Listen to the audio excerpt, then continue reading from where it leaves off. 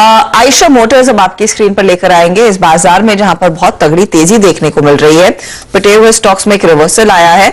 आयशा एक काउंटर है जहां पर हम देख रहे हैं ये काउंटर आप कह सकते हैं औंधे मुंह गिरा है 3% के नुकसान पर और हाई वॉल्यूम्स के साथ दरअसल ये दबाव बनता हुआ। नंबर्स कुछ ही देर पहले आए थे और नंबर्स में ऐसे देखिए on the face of it तो कुछ ऐसा नहीं दिख रहा है कि स्टॉक में इतना करेक्शन आना चाहिए। रेवेन्यू आपके सामने है जहां पर हमने देखा एक अच्छी खासी ग्रोथ देखने को मिली है 3,720 करोड़ का आंकड़ा। प्रॉफिट 741 करोड़ पर आया है, 62% तक की वृद्धि देखने को मिली है ईयर ऑन ईयर। मार्जिन 23% पर, इबिटा 47% बढ़ते हुए तो सरसरी नजर अगर आपकी गई होगी तो अच्छे नतीजे हैं। अब इसका फाइन प्रिंट क्या कह रहा है और स्टॉक में इस तरह का रिएक्शन क्यों है, इसी पर बात कर लेते हैं। आदित्य वेलेकर हमारे साथ है एक्सिस सिक्योरिटीज के, जो इस स्टॉक को क्लोजली और ऑटो सेक्टर को क्लोजली ट्रैक करते हैं। आदित्य, स्टॉक नीचे 3%, ऐसा क्या है इन बिटवीन द नंबर्स जो इस तरह का रिएक्शन? नंबर्स थोड़े हमारे एक्सपेक्टेशन से या इवन कंसेंसस से थोड़े वीक आए हैं। तो जैसे आपने कहा on the face of it तो quarter on quarter year on year growth है, लेकिन जो स्ट्रीट एक्सपेक्ट कर रहा था कि इसका जो सेल्स एवरेज सेल्स रियलाइजेशन है वो थोड़ा सा और इम्प्रूव होना चाहिए था क्वार्टर ऑन क्वार्टर, लेकिन वो थोड़ा गिरा है।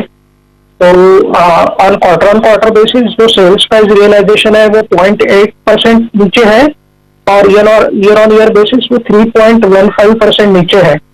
तो इसका स्ट्रीट ये मतलब निकाल रहे हैं कि जो डाइल्यूशन हो रहा है बिकॉज ऑफ हंटर 350, जो उनका थोड़ा सा सेल्स प्राइस डाइल्यूटिव मॉडल है, तो उसके वजह से टॉप लाइन में थोड़ा सा जो expected quarter on quarter improvement expected था उससे थोड़ा कम आया है। तो उसके वजह से आई थिंक ये रिएक्शन मार्केट में दिया है। अगर आप ब्रेकअप देखें जो कमर्शियल व्हीकल बिजनेस है उसमें क्या स्थिति है versus what royal Enfield is delivering, क्योंकि एक चीज आपने नोटिस किया होगी आदित्य कि रॉयल एनफील्ड की सेल्स में बीच में ज्यादा पिकअप नहीं देखने को मिल रहा था on a month on month basis. वहां से कोई खास आउटलुक जो एक्सट्रापोलेट किया जा सकता है? हाँ, बीच में आई थिंक 3-4 महीने पहले इनकी जो प्रॉब्लम्स थी वो सेमीकंडक्टर चिप शॉर्टेज की वजह से हुई थी, बट आफ्टर ये जो फेस्टिव सीजन है उन्होंने अच्छा पिकअप किया था रॉयल एनफील्ड में। और उन्होंने लास्ट कॉन कॉल पे ये भी कहा था कि जो सेमीकंडक्टर चिप शॉर्टेज इश्यूज जो है वो अभी कम हुए हैं, लगभग अभी काफी कम हुए हैं। तो सप्लाई साइड इश्यूज तो नहीं लग रहे हैं। और VECV जैसे आपने कहा वो कमर्शियल व्हीकल आर्म जो उनका है जॉइंट वेंचर जो है, वहां से इस मंथली जो नंबर्स है वो अच्छे है, पॉजिटिव है। तो इस जनवरी मंथ का लेकिन रॉयल एनफील्ड का सेल्स थोड़ा सा डिक्लाइन हुआ है। तो कंसर्न यही है कि ये जो एक्सपेक्टेशन है मार्केट का, ये मंथली ये जो रन रेट होना चाहिए था रॉयल एनफील्ड का on a month on month basis वो उस तरह से मोमेंटम थोड़ा सा एक डिक्लाइन है। और ये major concern I think ASP से रिलेटेड है, जो उनका सेल्स प्राइस है, जैसे मैंने अभी थोड़ी देर पहले कहा था, तो वो एक कंसर्न है। अदरवाइज हाँ, ये जो सेल्स प्राइस रियलाइजेशन है वो एक मुद्दा है और दूसरा जो हंटर 350 की जो पिकअप देखने को मिल रही है सेल्स में, क्या वो भी एक फैक्टर है जो मार्जिन्स को आगे कंटिन्यूसली ड्रैग करेगा, क्योंकि वो एक लार्जली लो मार्जिन बिजनेस है? हाँ, वो एक फैक्टर है, लेकिन एट द सेम टाइम उन्होंने अभी मेटियोर 650 लॉन्च किया है, जिसके अभी नंबर्स अभी को पता चलेंगे आगे, जो कि हाई रियलाइजेशन पे उसका जो सेल्स प्राइस है काफी हाई है, प्रीमियम प्रोडक्ट है।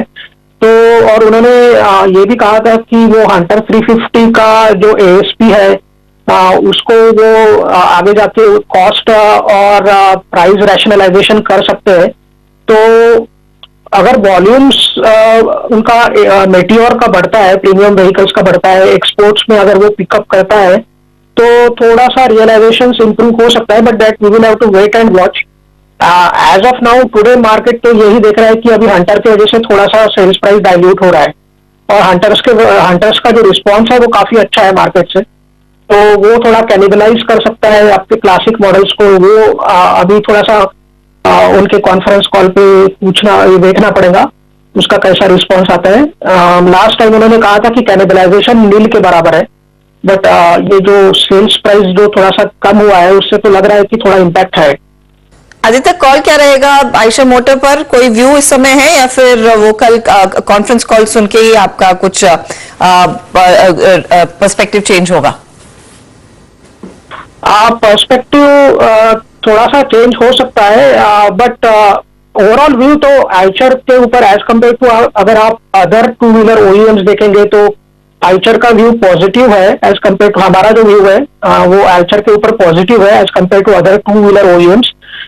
उसका एक कारण ये है कि ये इलेक्ट्रिफिकेशन रिस्क ये कंपनी को कम है, बिकॉज ये premium vehicles, premium two wheeler vehicles बेचता है। और इसका अभी मेटियोर 650 का एक लॉन्च है।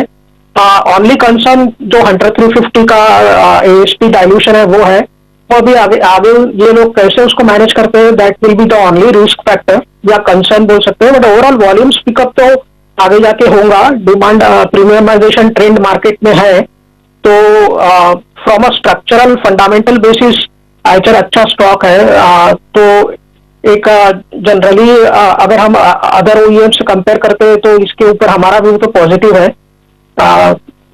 इस तरह से इसको ये इनका जो एएसपी डाइल्यूशन है, अगर वो एक फैक्टर वो थोड़ा क्लैरिफाई करते हैं तो व्यू और कंसोलिडेटेड पॉजिटिव हो सकता है।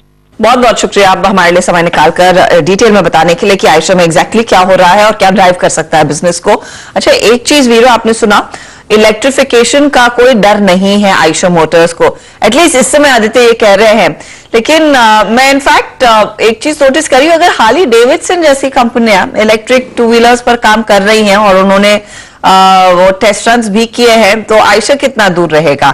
आई वुडंट बी सरप्राइज कि couple of years down the line Eicher की तरफ से भी एक सॉलिड ईवी मोटरसाइकिल आए।